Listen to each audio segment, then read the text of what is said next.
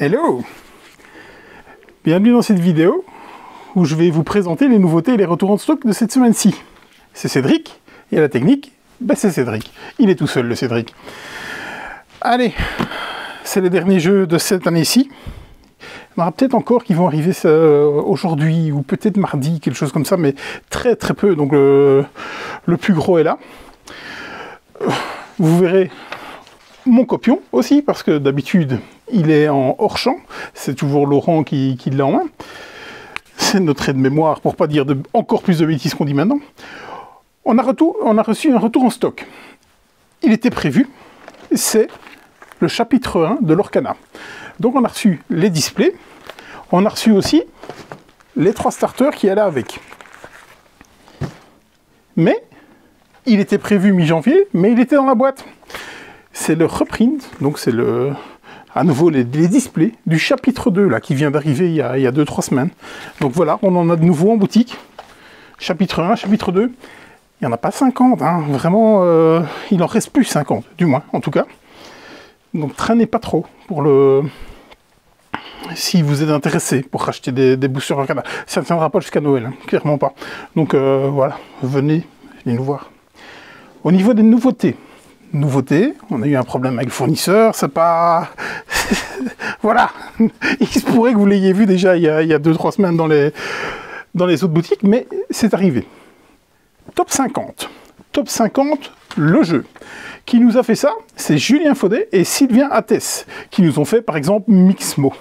Au niveau du graphisme, c'est Romaric Gallonnier et Victor Doulon qui nous ont fait l'excellentissime Fruit to Play. Qu'est-ce qu'on va faire dans Top 50? Bien, dans Top 50, donc c'est du 4 à 12 joueurs, c'est du 20 minutes à peu près, 14 ans et plus, c'est plus un jeu d'ambiance. Qu'est-ce qu'on va faire dans Top 50? Le jeu, donc c'est basé sur l'émission télé qui s'appelait Top 50. Eh bien, c'est un peu comme un Time's Up, on va dire, hein, parce que vous allez devoir faire deviner des titres, puis en phase 2, vous allez devoir fredonner des titres pour qu'ils le devinent, en phase 3, il faudra s'affronter et tout. Donc, Top 50, le jeu, sur la musique, avec une couve un peu spéciale, avec une platine vinyle qui va avec. On a reçu Cory. Ça, c'était le coup de cœur de pas mal de monde. Hein. Quand je l'ai vu arriver, je m'étais dit vite qu'il arrive, et il est enfin là. Cory, c'est fait par Charlec, et c'est illustré par Jérémy Fleury, qu'on a vu sur Potage Sauvage, et Via Magica, qui est la rethématisation de Augustus, l'excellent Augustus. Donc Cory, c'est un jeu intermédiaire, hein, donc je pense que c'est un 10+, il me semble, 2-4 joueurs, 10+, 45 minutes.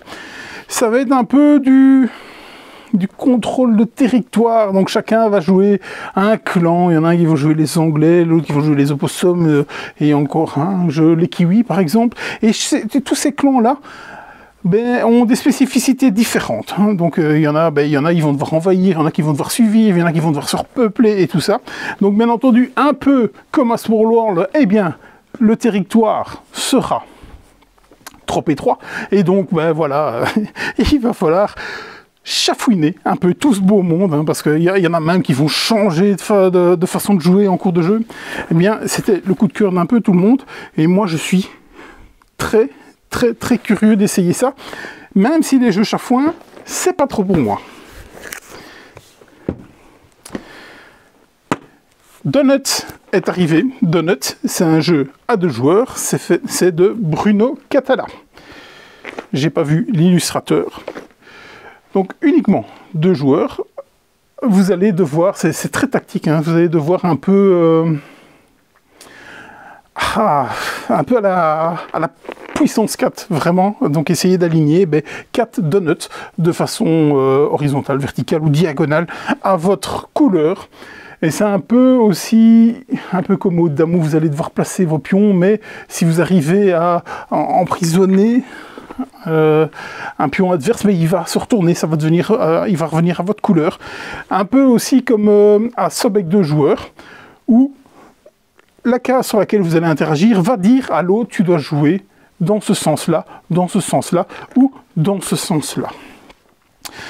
Bruno Catala, j'avais vu une interview de lui qui était sur ce jeu depuis pas mal de temps, et même, il me semble qui devait s'appeler autrement, ou alors qu'il était déjà sorti vaguement sous un autre nom.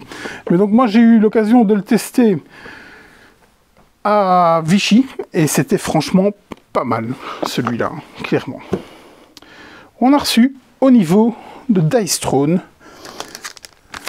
une petite série, un hors-série, hein. Donc il y avait la saison 2 qui était arrivée il n'y a pas longtemps, et donc ils nous ont sorti des opus pour Noël. Donc on a Dice Throne, c'est Père Noël versus Krampus, et on a aussi reçu un petit pack promotionnel, c'est l'atelier du Père Noël. Qui est-ce qui nous a fait ça dans Dice Throne? Dice Throne, eh bien c'est Mani Tremblay qui nous a aussi illustré. Il n'est pas tout seul, il est avec Gavin Brown et Nate Châtelier. Ce jeu d'affrontement qui est à la base prévu pour 2 joueurs, mais si vous avez plus de cartes, vous pouvez bien entendu jouer même jusque 6, c'est du 8+. Et chaque faction est totalement asymétrique, chacun a des pouvoirs différents, des attaques différentes et ainsi de suite. Et donc vous allez jeter des dés pour assigner tous ces résultats-là à certaines attaques que vous allez faire. Et donc vous allez pouvoir upgrader vos attaques et tout ce qu'il faut avec. Ça nous est arrivé vendredi passé, il nous en reste plus beaucoup, et j'ai déjà essayé d'en revoir, et c'est déjà en rupture chez mon fournisseur. Le gros morceau du jour, c'est Defcon 1. Defcon 1, ça a été fait par Florian Dumont. Ce jeu, ça fait des années que je le vois, en disant il va arriver, il va arriver, il va arriver, mais ça y est, il est enfin là. C'est amené par chez nous, par Asynchron, donc c'est un auteur français, donc c'est même pas une localisation, c'est un jeu original. Et qu'est-ce qu'on a dans qu'est-ce qu'on va devoir faire? C'est un peu du coup des coups d'état, des contrôles de territoire. Donc on va vraiment attaquer les autres, se placer. Gros jeu de gestion. Et j'ai un client qui m'en parle déjà depuis des années. Mais ça y est, il est là. Il va pouvoir venir rechercher le bestiau qu'il y a là. Age of Galaxy est aussi arrivé. Donc celui qui nous a fait ça, c'est Jeffrey CCH, illustré par Oxida et Samuel Horowitz. Donc Jeffrey, il nous a fait Ayla. Ayla qui devrait peut-être, on devrait peut-être récupérer des copies, c'est pas encore si sûr, hein. Donc c'est ce fameux jeu qui cartonne pour l'instant. Et il nous a fait aussi, dans le même format que celui-là, Age of Galaxy. Non, Age of Civilization, qui nous avait fait. À vrai dire, j'ai regardé la vidéo, mais voilà, comme ça, je ne saurais même pas en discuter. Ça fait 2 semaines qu'on vous dit qu'on va avoir une agression ophtalmique. C'est là. C'est là. Voilà, c'est enfin arrivé. C'est arrivé vendredi passé. Il y a déjà pas mal de choses qu'il n'y a plus. C'est dommage. C'était très laid. Je vous aurais bien montré ça. C'était Surfosaurus Max. C'est des dinosaures qui font du surf. Allez-y. Hop, il y en a déjà plus. On va vite en recommander. On avait fait revenir des fasaneries en jeu de base et en extension. Il n'y en a déjà plus. On va en recommander. Ça aussi, c'était super moche. Et donc, je vous ai quand même gardé un peu de super moche. Hein. Depuis le temps que je vous le promettais. On va commencer par Beer Pioneer. Regardez-moi ça, si c'est pas beau. Alors, qui nous a fait ça? C'est Thomas Spitzer, qui nous a fait Aspeltech, par exemple. C'est illustré, comme pas mal de choses, un peu vertes, par Harald Lisk. Voilà. Harald Lisk, qui nous a fait plein de choses. Il nous a fait des bonnes choses, du moins en termes de jeu, mais lui, il les a qu'illustrés. C'est Dominion, La Granja, par exemple. Beer Pioneer, c'est la version allemande. Pour le moment, il n'existe que les versions allemandes. Les fichiers des traductions des cartes en anglais se trouvent sur BGG. Il a quand même pas mal buzzé à SN. Certainement pour une des couves les plus laides, mais aussi parce qu'il paraît que le jeu est vraiment, vraiment très bon. Donc moi, j'ai très, très envie de le tester. Il va juste falloir passer 2 journées à traduire toutes ces cartes-là, enfin les mettre dans Civ et hop, à mettre des traductions dedans. Donc, première agression, Beer Pioneer. On a fait revenir aussi du Fayum, qui était, je pense, le vainqueur des EGA en 2021, il me semble bien. Donc, on a fait revenir le jeu de base. Pourquoi? Parce que l'extension Privilège est revenu. Qu'est-ce qui nous a fait ça? C'est ouvert. Ça commence par un F, c'est Friedemann Friese. C'est bien entendu illustré, ça vous l'aurez compris dans la continuité de ce qu'on a dit par M. Harald Liske. C'est l'extension de Fayum. Fayum, moi je suis complètement passé à travers. Tout le monde me dit qu'il est excellent, je suis complètement passé à travers. Je devrais peut-être le rejouer. Je pense. C'est vert, ça commence par un F, Friedemann Friese. Ne me demandez pas ce que ça veut dire. FTW. Aucune idée. J'ai déjà vu pas mal de spéculations à ce sujet-là. C'est un petit jeu. Il paraît que c'est même un des meilleurs de Friedemann Friese. Enfin, peut-être dans cette gamme-là, parce que Friedemann Friese, il sait aussi faire le grand écart. Il va dans des jeux pas mal experts, mais aussi dans des petits jeux. À l'instar un petit peu de Fujiflush. Moi, j'avais beaucoup aimé Fujiflush, et donc celui-ci, vous allez essayer de ne pas mettre les cartes les plus basses dans des plis, et si vous les mettez, vous allez pouvoir récupérer des cartes que vous allez additionner par après. Je n'ai pas tout compris. Il paraît que c'est pas mal du tout. Je pense que Guy l'a joué à SN, il me semble. J'ai une fois lui demander, tiens. Un petit répit ophtalmique, plus ou moins vraiment. On a rentré les One Games, des One Games, et on a pris Make the Difference. Make the Difference, on l'a aussi joué à Vichy. C'est plutôt pas mal. Donc vous allez vous retrouver avec des dessins, un peu comme ça. Voilà. Et qu'est-ce que vous allez devoir faire? Eh bien, vous allez devoir refaire dans le dessin des traits, des points, tout ça. Et ensuite, vous allez devoir soumettre cela à votre adversaire. Ils vont avoir le temps de 2 sabliers pour trouver les différences. C'est un peu le jeu de ces erreurs. Et s'ils ne trouvent pas, s'ils trouvent au premier sablier, vous avez X points. S'ils trouvent au deuxième sablier, vous avez plus de points. Ou vous n'avez pas de points au premier sablier, je ne sais plus. Donc c'est quand même pas mal, hein. Donc on essaie de les tromper en faisant des traits un peu plus gras, enfin des points et tout. Hein. Donc voilà, c'est du One Games, c'est Make the Difference. On a aussi fait venir Quickity Pikity. Normalement, on devait avoir les boîtes françaises. Le fournisseur s'est trompé, il nous a envoyé les boîtes anglaises et allemandes. On va essayer de rectifier le tir, ou on va fournir la règle française, on verra bien, pour ce jeu One Games. Je vous ai pas dit qu'est-ce qu'il avait fait Make the Difference. Make the Difference, c'est Shintaro Ono. Et ici, au niveau de Quickity Pikity, c'est Machiu. C'est bien entendu tous des jeux qui viennent du Japon, tous ces petits formats-là. C'est pour ça aussi, ça c'est cher malgré tout, pour le format que c'est. Donc, Machiu, il nous a fait Burger Azap. Ça, c'est quelque chose qui est bientôt localisé. On l'a déjà vu plusieurs fois chez Asmodée, donc ça devrait arriver dans pas trop longtemps.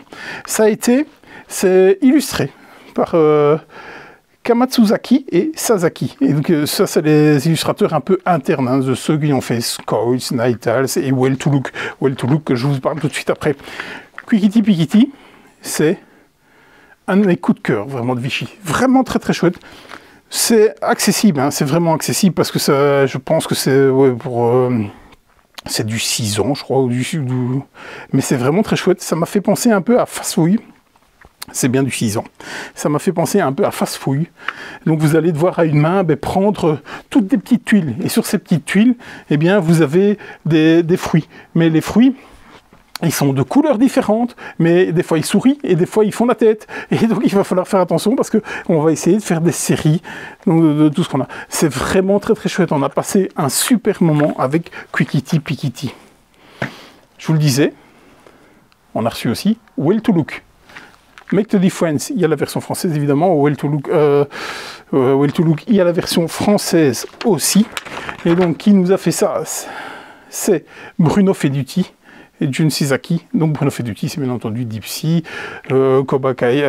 Kobayakawa et Raptor. Kobayakawa, c'est surtout Sasaki. Et c'est illustré par les mêmes illustrateurs que Quickity Pikity. Dans Will to Look, qu'est-ce que vous allez devoir faire? Je ne sais pas, j'ai pas eu le temps de regarder, Voilà. Honte à moi. L'extension de Rowa, qui nous a fait ça, c'est Théo Rivière et Johannes Goupi qui nous ont fait entre autres, l'excellentissime Faraway et Elawa. Et c'est illustré par Oli. Qu'est-ce qu'on trouve là-dedans? Il y a des chamans, je pense, qui viennent renforcer, vous donner des pouvoirs et tout ce qu'il faut. Donc c'est une extension pour Rowa. On a aussi Biomos. Biomos, c'est Greenchat Germany nous a fait, et c'est illustré par Baptiste Pérez. Qu'est-ce qu'on va faire dans ce jeu familial de 1 à 4 joueurs? Eh bien, on va essayer de faire des contrats. Et comment on fait des contrats? Vous allez avoir un plateau avec un arc de cercle qui est percé, et à votre tour de jeu, vous allez prendre un jeton, planète ou élément, je ne me rappelle plus trop bien comment il s'appelle, et on va venir le positionner pour pouvoir faire des contrats. Parce que les objectifs que vous allez devoir réaliser vont vous dire, il faut un code couleur comme ça, un bleu, un X, un bleu, un X. Donc vous allez devoir gérer toutes ces couleurs-là et essayer de devancer vos adversaires dans Biomos. Bien entendu, dans les contrats, il y a 2 niveaux de difficulté. Il y a les contrats faciles, c'est 3-4 points, quelque chose comme ça, et eux vont se renouveler au fur et à mesure du temps. Et il y a des gros contrats, des très très gros contrats à 10 points, je pense, mais ceux-là ne se renouvellent pas au fil du temps. Donc Biomos est arrivé. Synchro est arrivé aussi. C'est Thomas Favrelière qui nous a fait ça. C'est l'auteur d'Alvéola. Si vous suivez un peu la chaîne, Alvéola, j'ai pas du tout aimé. Mais ce n'était absolument pas pour moi. Je reconnais que c'est un très bon jeu. Si vous aimez bien les jeux chafouins, allez-y les yeux fermés sur Alvéola. Et donc il nous a fait Synchro. Et c'est illustré par Raphaël Samak, qui nous a fait par exemple lui Tiwanaku. Qu'est-ce qu'on va faire dans Synchro? Un peu, donc c'est du coopératif, c'est un peu un mix, je dirais, entre The Mine et un petit peu Seven Wonders Duel, on dirait. Pourquoi? Parce que vous allez avoir des cartes qui sont comme ça, formées en pyramide par exemple, et vous allez pouvoir attaquer seulement que ce qu'il y a disponible. Donc c'est-à-dire, si vous avez 2 cartes et une carte au-dessus, la carte au-dessus empiète sur les 2 cartes, elle n'est pas encore disponible. Et c'est un jeu à communication extrêmement limitée, car quand vous allez voir votre main de carte, parce que vous avez des valeurs sur les cartes, vous allez simplement pouvoir dire « j'ai une bonne main »,« j'ai une main de merde » ou « j'ai une main moyenne ». Et on va jouer des cartes face cachée sur ces cartes, sur ces monstres, pour pouvoir les récupérer.